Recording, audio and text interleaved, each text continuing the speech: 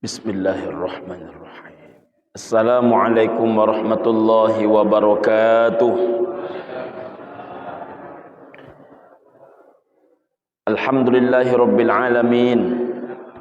Allahumma salli ala sayyidina Muhammadin wa ala alihi wa ashabihi ajma'in wa man tattabi'ahu bi ihsanin ila yaumiddin, amma ba'du. Ibu dan bapa pengurus masjid yang kami hormati, orang tua kami yang kami muliakan, hadirin wal hadirat tamu Allah sedang jamaah maghrib rahimakumullah, insyaallah senantiasa dibahagiakan zahir dan batinnya dan diselamatkan dunia wal akhirahnya, amin ya rabbal alamin. Kita lanjutkan ibu dan bapak kaji kita pada malam hari ini. Kita lanjutkan hadis nomor urut yang ketujuh, masih di dalam bab keutamaan zakat dan sedekah. Bunyi hadis, Bismillahirrahmanirrahim. Man arada an tustajaba da'watuhu wa an tukshafa kurbatuhu falyufarrij an mu'sirin, kata Nabi sallallahu alaihi wasallam. Siapa, kata Nabi, ibu dan bapak, yang ingin doanya mustajab? Siapa, kata Nabi, yang ingin segala kesulitan hidupnya dilepaskan? Solusinya, kata Nabi, satu. Falyufarrij an mu'sirin, hendaklah kalian lepaskan kesulitan orang lain.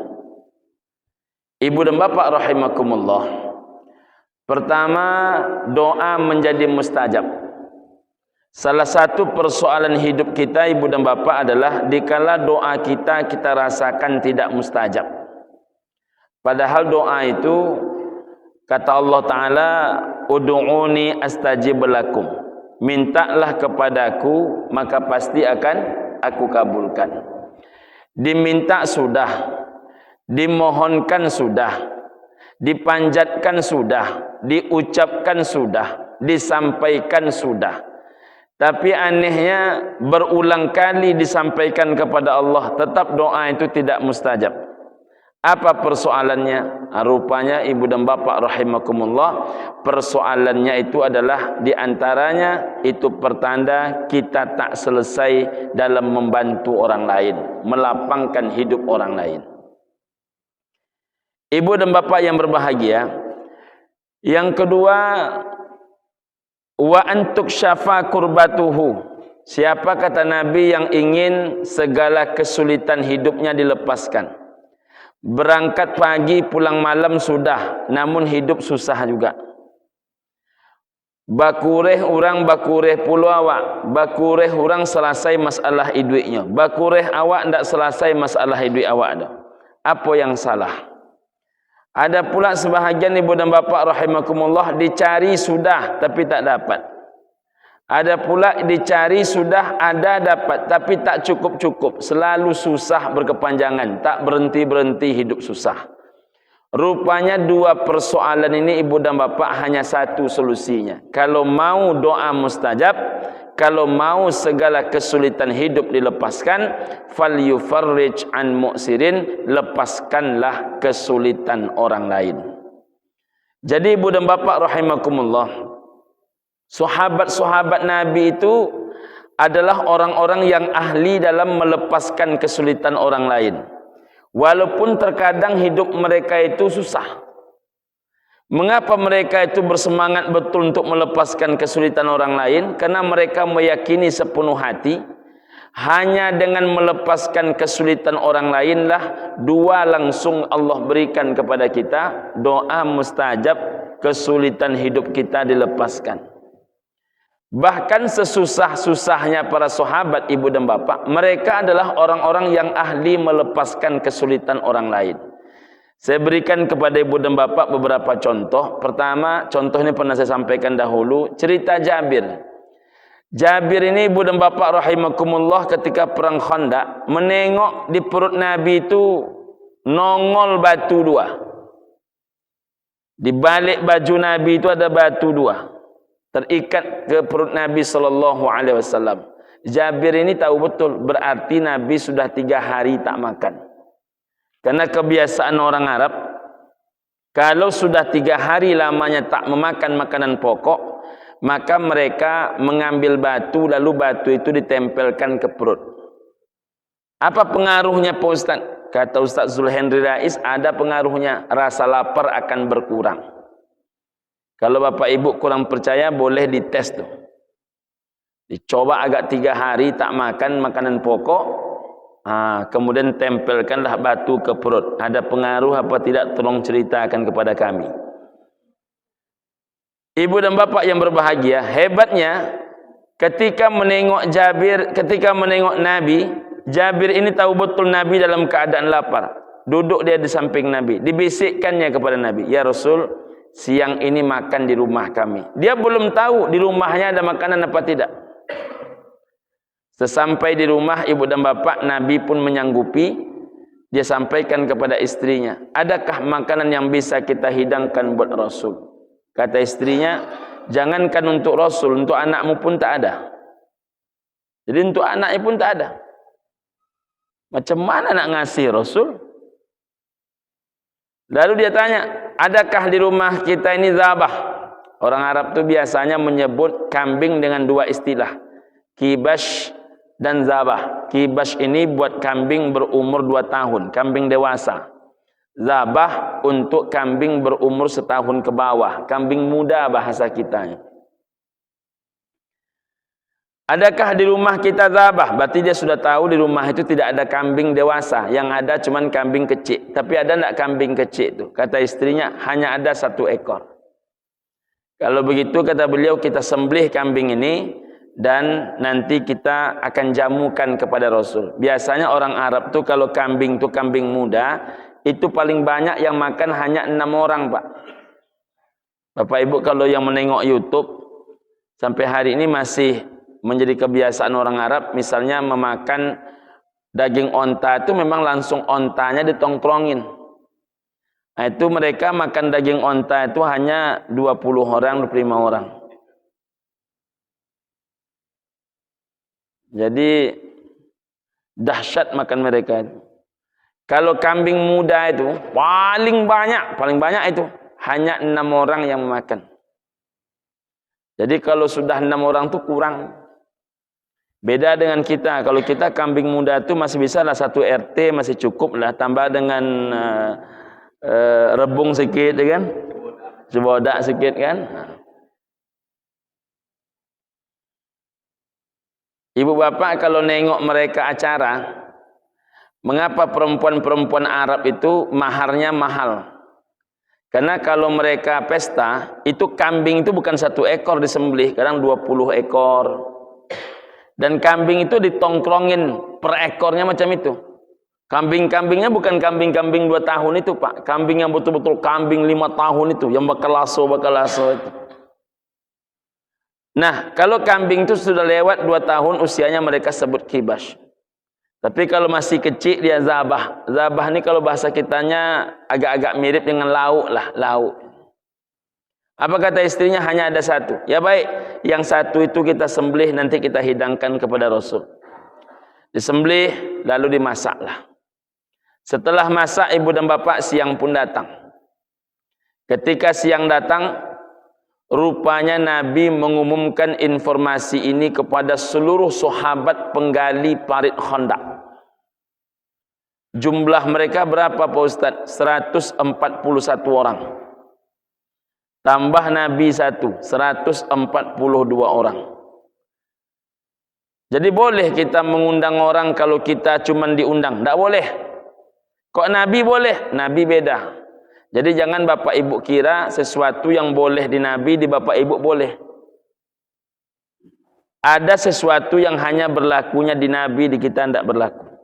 Nah, salah satunya di kita tidak berlaku, di Nabi berlaku. Itu adalah boleh Nabi mengajak orang lain walaupun bukan mereka yang diundang adalah Nabi. Kok bisa macam itu? Karena Nabi itu kan wa ma yantiqu 'anil hawa in huwa illa wahyu yuha. Nabi itu tidak mengatakan sesuatu, tidak memikirkan sesuatu yang sifatnya hawa nafsu, tapi sesuatu yang diwahyukan kepadanya. Jadi kalau Nabi mengajak orang lain, pasti sudah diberikan oleh Allah Ta'ala tuntunan. Sesampai di rumahnya Jabir, betapa terperanjatnya Jabir, pucat pasi muka dia. Menengok orang seramai itu, pucat pasilah muka Jabir. Ibu dan bapak rahimakumullah, apa yang dilakukan oleh Jabir kemudian? Ketika menengok Jabir pucat pasi, Nabi mengatakan kepada Jabir, wahai Jabir, bawalah makananmu itu ke hadapanku, lengkap dengan tempat-tempatnya. Kalau kitanya tungku-tungkunya. Dibawanya lah tungku tadi dan makanan gulai kambing itu ke hadapan Nabi. Lalu Nabi mengaduknya. Rupanya cara Nabi mengaduk makanan, itu mengaduk makanan itu pun tidak sama. Nabi mengaduknya dari kanan ke kiri. Kalau saya memesan kopi, nampak sama saya orang itu mengaduknya, salah aduknya. Saya minta diputar haluannya. Mau saya mengaduknya sendiri lagi. Kenapa demikian? Dalam mengaduk makanan itu pun juga ada ibadahnya. Jadi mengaduk makanan yang benar itu arahnya arah tawaf, bukan arah jarum jam. 95% orang itu mengaduk makanan itu arah jarum jam. Coba Bapak Ibu ingat-ingat baik-baik. Jadi Nabi mengaduknya arah tawaf, naik tangan Nabi ke atas, kanan ke kiri, kanan ke kiri, kanan ke kiri. Setelah diaduk oleh Nabi, lalu Nabi cidukkan sendoknya itu untuk diletakkan masing-masing gulai kambing itu ke piring sahabat. Apa yang terjadi? Demi Allah, kata Jabir, aku tidak menengok makanan itu berkurang sedikit pun. Masya Allah. Jadi setiap Nabi meletakkan makanan itu kepada para sahabat, sampai kepada orang yang ke-141, rupanya makanan itu tidak berkurang sedikit pun. Disitulah kemukjizatan memberi. Ya bani Adam, hai bani Adam, anfik, nafkahkan hartamu. Unfik alaika, aku kata Allah yang akan menafkahimu. Jadi memberi, diberi, melapangkan, dilapangkan, memudahkan, dimudahkan. Ibu dan bapak, ayah bunda yang berbahagia, inilah kehebatan amalan sahabat-sahabat Nabi. Mengapa mereka berani macam itu? Karena memang mereka meyakini memberi, melapangkan orang, melancarkan urusan orang, rupanya dijaminkan doa kita mustajab dan segala urusan kesulitan hidup kita dilepaskan. Sampai mereka kepada tingkat yakin. Kita ini tahu bang, yakinnya kurang. Ambo sabana yo Pak Ustaz percaya ambo tu cuman kadang-kadang, yang kadang-kadang itu patando itu ndak yakin. Percaya lah, yakin tidak.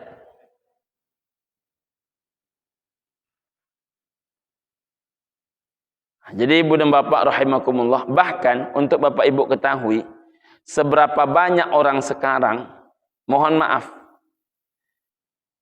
tidak mau dia memudahkan orang kalau dia tidak dibayar, walaupun orang itu menurut dia baik. Contohnya apa tuh Pak Ustaz? Pemilihan. Tahu dia si A ini jujur, tapi tidak mau si A ini membayar dia. 90% mungkin ada datanya itu tak akan dipilih dia itu. Walaupun dia tahu si A itu jujur. Mengapa demikian? Prinsip hidup dia, kalau ndak dapat awak anti dipilih. Kalau ndak kan boleh awak dok jangan dipilih. Bagaimana bangsa ini nak baik? Bila orang ke masjid pun masih minta dibayar untuk memilih pemimpin. Saya tak menyebut as-sabirin ini Pak Haji. Saya tak menyebut as-sabirin ini fenomena yang saya sampaikan ini. Maka kalau kita misalnya ingin berlurus-lurus, menjadi bahan cemeh oleh orang, mana bisa itu menang kalau lurus-lurus macam tu. Kalau ndak mau main duit sama sekali, mana bisa menang? Nah, itu tuh. Yang kadang-kadang ngomong macam itu orang ke masjid pula. Allahu Akbar, Allahu Akbar. Salat itu. Rupanya sehebat apapun dia salat, sehebat apapun dia puasa, sehebat apapun dia pengajian, rupanya harga diri dia hanya 200.000. Kalau dikasih 200.000 tu, hijau mata dia tu. Ada enggak orang macam itu? Ada. 200.000 itulah harga diri dia. Padahal kalau dia mau menolong orang-orang soleh itu, paling tidak di balik tanda tangan orang-orang soleh itu dia ikut bersaksi, aku yang ikut memilih dia ya Rabb. Salah satu pahala terbanyak dalam hidup ini adalah ketika tepat memilih pemimpin, dan salah satu dosa yang paling lama memaksa manusia dalam kobaran api neraka jahanam ketika manusia itu salah memilih pemimpin. Iya. Jadi memilih pemimpin ini bukan main-main. Makanya kan ada tuh video YouTube seorang ustadz kita menyampaikan kajian itu.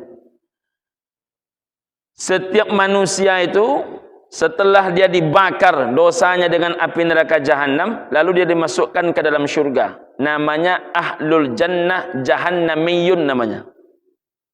Dia ahli syurga tapi alumni jahannam. Namanya ahlul jannah jahannamiyun namanya. Ahli syurga tapi alumni jahannam. Jadi apapun dosa dia, dibakar dulu dalam kobaran api neraka jahanam, setelah bersih dimasukkan dia ke telaga Kausar, lalu setelah bersih dengan telaga Kausar dimasukkan dia ke dalam syurga. Nah, jadi memang dia tak sebersih orang yang asli masuk syurga sedari awal. Tapi rupanya ada orang ketika dibangkit belum juga kering dosanya. Bangkit lagi, belum kering juga dosanya. Bangkit lagi, belum kering dosanya. Bangkit lagi, belum kering dosanya. Bangkit, bangkit, bangkit. Berulang kali dibangkit, tidak habis-habis dosanya. Apa dosa mereka Pak Ustaz? Rupanya salah memilih pemimpin. Jadi Bapak Ibu, mohon maaf saya, ada orang mengatakan dua-dua ini salah Pak. Terima duitnya, jangan pilih orangnya. Itu munafik tuh. Dia berjanji kan, ini kami kasih ya bang 500 katanya, pilih kami ya bang, aman tuh bro kata dia. Tak dipilih dia, kemunafik tuh, pembohong. Sudahlah makan uang haram, bohong lagi. Tapi kalau dicoblosnya Pak Ustaz, coblosnya 2 kali dosanya. Sudahlah makan uang haram, dia memilih seorang tukang bayar lagi. Dua-duanya dosa. Tapi mencoblosnya 2 kali dosa. Disitulah bedanya. Mestinya nih orang sholat dengan orang tak sholat. Disitulah bedanya orang mengaji dengan tak mengaji. Tapi kalau mengaji itu sampai ke telinga, sholat hanya sebatas sujud saja, maka menengok 200.000 itu hijau buk mata tu.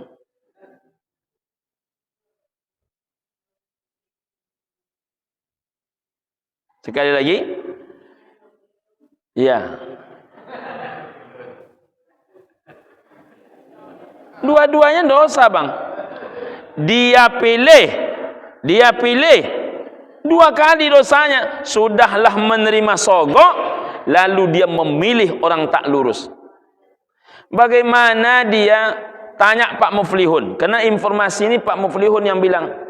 Saya ini lama di Sekwan, kata Pak Muflihun. Orang kalau sudah membayar, kenapa dia tak mau datang lagi? Karena dia menganggap uang yang dia bayar itulah ganti dia pengabdian kepada masyarakat.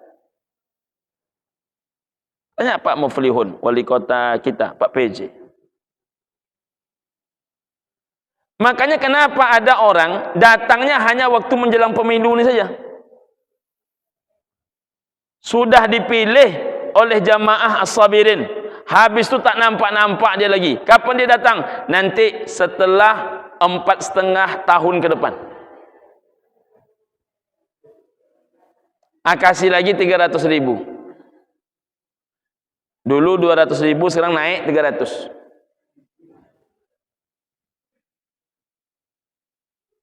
Padahal ibu dan bapak, kalau begitu cara kita bernegara, maka orang-orang lurus tuh sulit untuk menang. Dia punya gagasan, dia punya ide. Bapak ibu boleh panggil beberapa caleg tuh, kumpulkan di masjid. Nggak usah banyak-banyak, 5 saja. Bisa diuji si kepalanya itu. Saya bukan merendahkan ini, boleh diuji. Tidak semuanya yang siap, Pak. Mestinya kan kita pilih yang siap. Karena yang siap pasti ada, Pak Ketua. Yang siap pasti ada. Mestinya yang siap yang kita pilih, yang lurus yang kita pilih, yang bersih yang kita pilih, bukan yang membayar yang kita pilih. Ini tidak sengaja kadang-kadang dihilangkan debat untuk memperjumpakan dia dengan orang lain. Nah, bayangkan itu. Jadi ibu dan bapak yang saya muliakan, bapak ibu, maafkan saya nih kalau saya berkata macam ini. Bapak ibu jangan bercerita nak memperbaiki negara kalau pemilu ini pun harus dibayar baru bisa memilih. Paling tidak elakkanlah 200.000, 300.000. Tapi lah terlanjur memakannya puasa, ya sudahlah, minta ampunlah kepada Allah Subhanahu wa taala. Yang sudah terlanjur itu macam mana nak membalikkan? Minta ampun kepada Allah. Menjelang ke tanggal 14 Februari ini, istikharah memilihnya. Biarlah yang sudah terlanjur itu cukup dengan minta ampun kepada Allah. Ya, itulah masalahnya. Nak dibalikkan ke mana nak dibalikkan? Tapi pilihlah orang yang betul. Saya kalau bicara politik di sini Pak Haji, nak ada kepentingan, karena saya bukan pemilihan sini. Tapi carilah yang lurus, carilah yang jujur. Pasti ada mereka yang baik, pasti ada mereka yang soleh, pasti ada mereka yang datang ke masjid, pasti ada mereka yang selama ini sudah nampak cikal bakal pemimpinnya. Carilah mereka. Tapi kami dah terlanjur berjanji Pak Ustaz, jangan pilih orang macam itu. Makin rusak negara kita ni. Makin rusak. Maka dengan itu, Bapak Ibu sampaikanlah kepada Allah, inilah sumbanganku ya Allah untuk bangsaku ini. Yakni dengan cara kupilihkan pemimpin terbaik. Itu bahagian daripada memudahkan kesulitan orang lain. Apalagi kalau Bapak Ibu, mohon maaf, kenal baik dengan dia. Perjuangan dia untuk merpoyan damai ini luar biasa. Nampak di mata kita.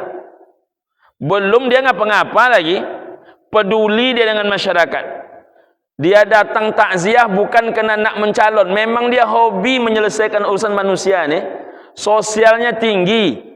Kalau diundang orang tu cepat dia datang, paling tidak tidak bisa membantu banyak, bantu sedikit dia.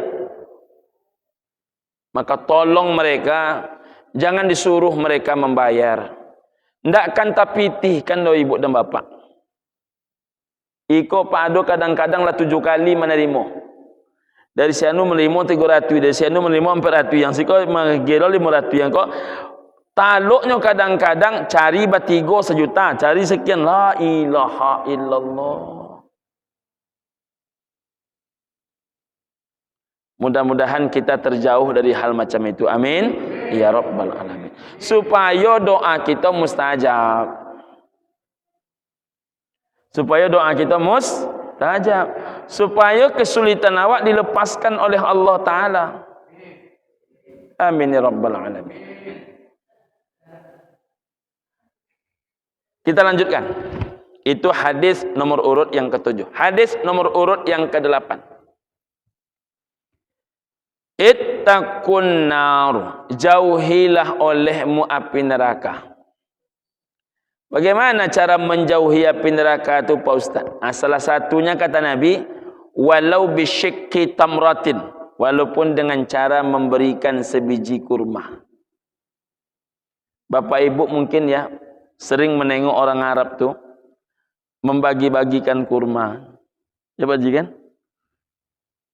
Dibelinya kurma sekotak. Tegak dia tempat kita balik dari masjid tu. Halal, halal, halal kata dia. Halal, halal, halal.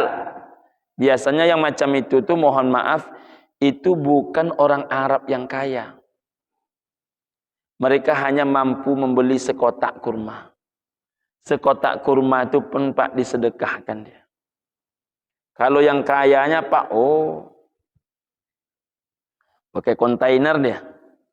Datang kepada saya waktu itu di wilayah Jarwal Biban. Saya kebetulan dulu waktu haji tempat tinggal kami itu di wilayah Jarwal Biban. Apa kata dia? Kamil jamaah ya Syekh kata dia. Ada berapa orang jamaah di sini Syekh kata dia. Mereka kan memanggil ustaz-ustaz itu kadang-kadang kan Syekh. Tapi sebetulnya tidak Syekh. Jadi Ibu dan Bapak rahimakumullah, dijawablah 5.000 jamaah. Alhamdulillah kata dia. 5.000 jamaah? Ya 5.000 jamaah. Apa kata dia? Siang ini saya yang nanggung makan siang. Itu sederhana aja mereka nyampaikannya. Hanya sekali tarik. Sekali tarik ATM itu mereka untuk membayar makan 5.000 orang. Itu kalau 5.000 orang dibawa ke Indonesia ya Anda haji, itulah beralik gadang itu. Ya, itulah lah beralik gadang itu. Lah macet dia sebahagian jalan tuh. Maka siang saya pun tidak pula ingat lagi. Pulang saya salat zuhur karena salat zuhur itu kan kami tak mendapatkan bus. Sudah saya komplainkan ke pihak muassasah tetap tidak dapat bus. Jarak itu saya hitung 2,3 kilo. Peraturannya 2 kilo mestinya dapat bus. Tapi tak dapat bus. Sampai saya protes. Mengapa tak kalian kasih bus jamaah nih? Mesti mendaki mereka. Kan mesti melewati Jabal Abu Lahab, Gunung Abu Lahab. Sudahlah mendaki. Gunungnya Gunung Abu Lahab pula. Kata muassasah waktu itu, ini jaraknya hanya 1,8 kata dia. Maka tidak ada bus. Saya bilang, dari mana kalian menghitungnya 1,8 tuh? Sampai ke tower listrik tuh kata dia. Tower listrik itu depan Hotel Anjum. Rupanya di jalan dihitungnya. Saya bilang, kami ini mau ke tower atau mau ke Ka'bah? Saya bilang. Tetap enggak dapat. Nah, Ibu dan Bapak rahimakumullah, saya sampai di hotel, rupanya sudah datang kontainernya. 5.000 paket. Maka kemudian saya bantulah dia menurunkan, membagi-bagikan ke jamaah. Tapi ada pula jamaah ini sekali bawa 16 kotak, 16 tentengan. Macam-macam kadang manusia. Padahal itu untuk 5.000 orang. Suatu kali mungkin Allah tengok kan, ada yang membawa jamaah, membawa makan banyak-banyak itu terserak dalam lift. Jangankan ngasih, yang punya orang pun kita ambil. Makanya di saat manasik sering saya sampaikan, Pak. Buah pisang Taif itu enak. Tapi enaknya bukan di tenggorokan awak saja. Di tenggorokan orang pun enak. Maka ambil punya awak, jangan diambil punya orang. Saya kadang menengok jamaah tu, ya Rob. Tak semua jamaah, tapi ada oknum-oknum jamaahnya nih. Mengambil buah, 6 sekali ambil. Ada yang kadang-kadang penuh ininya. Makanya kemarin ada jamaah saya menyampaikan, kata dia, ada seorang jamaah, mohon maaf, sakit perutnya, tidak bisa buang air besar. Maka dia mencari pisang. Ketika bunda cari pisang ke tempat makan, tuh katanya, pisang habis semua. Lalu bunda tengoklah ada seorang bapak, di piringnya itu penuh oleh pisang. Tiba-tiba diberanikan bunda ini minta ke dia. Kebetulan bukan jamaah kita. Kalau jamaah kita, selesai udah kita tuh. Pak, boleh minta pisangnya 1 untuk jamaah ibu-ibu yang sakit perut. Apa kata dia? Ini hak saya, kata dia. Cari tempat lain. Tapi Allah tunjukkan. Masuk dia ke dalam lift, tiba-tiba tak ada pasal terjatuh. Pas terjatuhnya, di dekat kaki bunda itu. Di kaki bunda itu dia jatuh. Jadi kita ini tak boleh kemaruk. Hak kita ambil, hak orang jangan diambil. Kalau kita tidak bisa berbagi hal-hal yang kecil, macam sankis, ngambil 3, ambil saja 1. Tapi terpaksa betul rasanya, tidak mau selera makan, hanya ingin memperbanyak buah. Ya paling banyak 2 lah ambil. Jangan berlebih-lebihan. Karena yang membutuhkan itu bukan hanya kita. Sekarang orang butuh sedekah kita. Tak semua orang yang mau memberi sedekah itu. Tapi orang-orang yang ahli sedekah itu main kontainer, apa namanya itu Pak Ji? Kontainer. Kalau Bapak Ibu sering pergi ke tanah suci itu di hari-hari puasa, Senin Kamis atau di bulan Ramadan, itu maka kita akan menemukan mereka berebut tiang. Kata si A, tiang sana, tiang sana, tiang sana, tiang sana, tiang sana, tiang sana, itu seluruh jamaah di sana, tanggung jawab saya mempersiapkan sahurnya.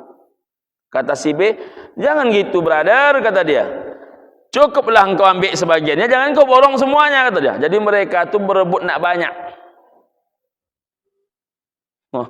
Luar biasa itu. Kalau di tempat kita ini kan ada mungkin yang berebut nak banyak tuh. Tapi tidak semua orang. Orang kalau sudah sampai ke tingkat yakin, meyakini bahwasanya api neraka saja bisa terjauh oleh sedekah, itu tidak gampang dia memberi sedikit pun. Ditanya orang, Pak Haji berapa ikut donatur? Orang lain 100, 200, 100, 200. Apa Haji yang buat 500 ya? Buatlah. Tidak gampang dia itu. Buatlah. Iya Pak Haji. Ya buatlah. Tidak apa-apa. Mudah-mudahan Allah lancarkan rezekinya.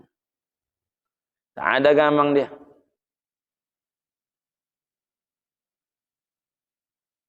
Nak dibeli cat. 1 kaleng cat Jotun itu kan 2, sekian juga kan? Ya kan Bang? 2,3 juta ya? 2,5 juta. 2,5 juta ya? 2,5 juta kan sedang elok juga tuh. Ditengoknya dulu. Ada tak yang mau ikut? Sunyi semuanya kan? Apa kata dia? Tidak apa-apa, belilah, nanti saya transferkan duitnya. Orang yang sampai ke tingkat itu tuh tidak banyak. Salah satu yang menyebabkan manusia sampai ke tingkat itu, bila dia yakin neraka itu bisa terelak dengan sedekah. Makanya ibu dan bapak kalau menengok orang-orang di Pekanbaru saja, di Masjid Baitus Salam itu, Jalan Pemuda, tanya Pak Haji Asri Auzar, salah satu orangnya telah wafat sekarang. Itu di Baitus Salam itu ada beberapa orang ahli sedekah itu. Kalau sudah ada yang nak dibangun, yang bertiga ini selalu terdepan. Itu kalau dapat orang macam itu agak bertiga masing-masing masjid itu nyaman juga itu. Dia tidak lagi menghitung angka duit. Dia sudah mulai menghitung angka kesempatan. Wah, kalau dapat oleh ibu bapak itu ilmu itu, Allah ya Rabb, Allah ya Rabb. Tak ada gampangnya lagi. Bagaimana kalau kami tak mampu macam itu Pak Ustaz? Oh, di kampung-kampung tu Pak, mohon maaf, kalau ada Isra Mi'raj, Maulid Nabi, itu mewah makan-makan acara tu. Bahkan kemarin saya ceramah maghrib di Masjid Nurul Jannah Pulau Birandang, RW 2 kalau saya tak salah. Rupanya di sana pakai makan. Ceramah maghrib pun pakai makan. Ceramah maghrib pakai makan. Jangankan Isra Mi'raj Maulid Nabi, tahun baru Islam lagi. Ceramah maghrib pakai makan juga. Sengaja mereka membawa makanan dari rumah. Membawa nasi dari rumah. Makan waktu dulu Ustaz. Walaupun kadang-kadang ibu dan bapak rahimakumullah, semampu mereka menghidangkan, tapi sampai makan malam pun ditanggung mereka dalam acara maghrib. Saya sebanyak ini masjid di Pekanbaru, belum saya temukan lagi ceramah maghrib pakai makan. Tapi kalau Isra wal Mi'raj, apatah lagi menyambut Ramadan, sudah mulai saya temukan.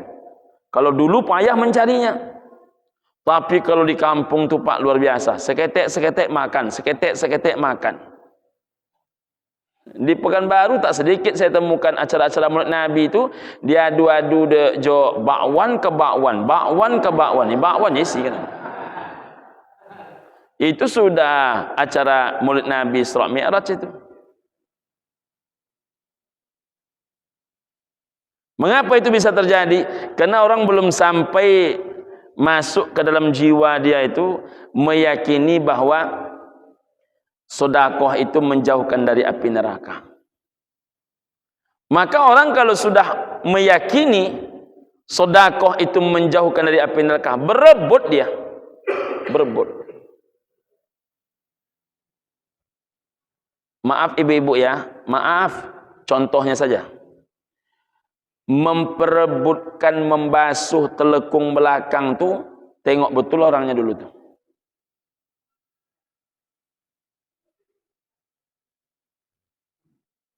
Ya telekung belakang tu, banyak tu ada beberapa helai tu kan. Pokoknya sekali sepekan dicuci, sekali sepekan dicuci. Mencari satu orang yang mau melakukan itu tak mudah itu. Padahal berapalah sedekah gilingan apa tu kan, gilingan mesin cuci tu kan. Dan deterjennya berapalah. Tak habis 20.000 sepekan. 20.000 sepekan, tapi asbabnya berapa banyak orang yang sholat dengan telekung belakang. Mungkin maghrib tidak ada, tapi zuhur asar ada orang-orang yang singgah sholat. Siapa yang dengan kebaikan dia menjadi asbab taatnya, amalnya, kebaikannya seseorang, maka dia mendapatkan pahala sebanyak orang yang melakukan kebaikan itu.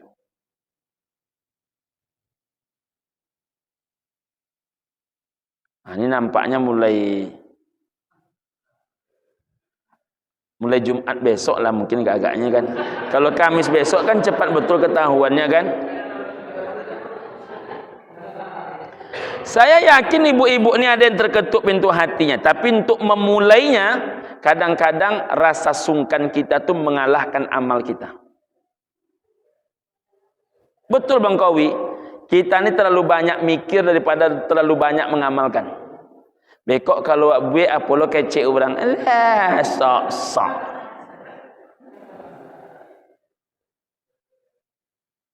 Kan tak pula mungkin Ustaz Edi pula membawa pulang kan? Saya tidak cek itu ayahanda. Maksud saya ini, saya menyampaikan peluang amal. Bapak Ibu, saya salut di tempat saya itu. Ini saya menyampaikan tempat saya ini karena nampak di mata saya itu. Kalau di sini kan tidak nampak di depan mata kan, karena kita jarang berjumpa. Di tempat kami itu Pak, ada beberapa orang jamaah suka membersihkan masjid. Jumlah mereka 3 orang. Tapi saya salut. Mereka yang menyapu. Jadi ketika awal-awal dulu mereka ini kan orang-orang, mohon maaf ya, termasuk orang-orang berduit. Yang satu saya tanya, abang kok mau ikut membersihkan WC? Ustaz, membersihkan WC ini membuang kesombongan. Saya tanya lagi satu orang lagi, abang kok mau ikut menyapu-nyapu, melap-lap, apa kata beliau? Meringan-ringankan kerajo si Yasrel Pak Ustaz. Tapi pada hakikatnya, itu mereka lakukan itu karena meyakini dengan bersodakoh tenaga itu, maka menjadi jauhlah api neraka. Makanya ada orang-orang Bang, itu sodakoh mereka sederhana saja. Apa sodakoh mereka? Salah satu pemberian yang tidak boleh ditolak, tidak boleh basa-basi kita. Salah satunya kan parfum. Jadi kalau Bapak Ibu ada orang nak sholat dia pakai parfum, dikasihnya kepada Bapak Ibu, ambil sedikit walaupun hanya dioleskan ke tangan. Kan itu kesempatan dia pula ngasih sodakoh. Saya berulang kali tuh. Itu kejadiannya itu di Masjid Al-Ikhlas depan Arifin Ahmad. Ada satu orang tuh yang suka dia asal jamaah masuk dikasihnya parfum, asal jamaah masuk dikasihnya parfum. Karena mengasih parfum itu ibadah Pak. Padahal tuh satu botolnya mungkin belum tentu semuanya harga mahal itu, tapi dikasihnya yang penting wangi. Berapalah harga sodakohnya, tapi asbab itu dapat sunnah dalam sholat. Masya Allah, mengalir pahalanya. Lalu supaya banyak yang dapat pahala, ditaruhnya lah 3 botol kecil-kecil parfum tu dekat pintu tu. Lah dicilok pula dek kawan.